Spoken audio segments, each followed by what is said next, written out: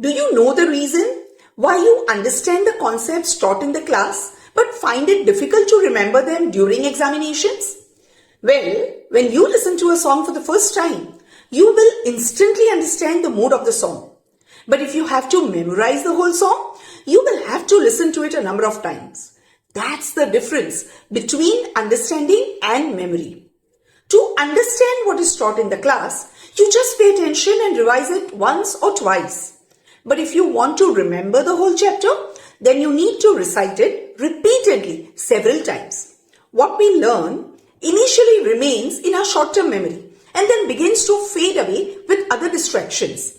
When you repeatedly recite the material, it enters long-term memory where it will remain for a long time. Just like we remember ad jingles because we have heard it thousands of times.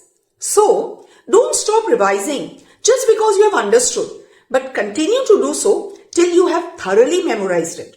Wishing you all the best in your studies. Kindly share it with other students. Thank you and have a happy day.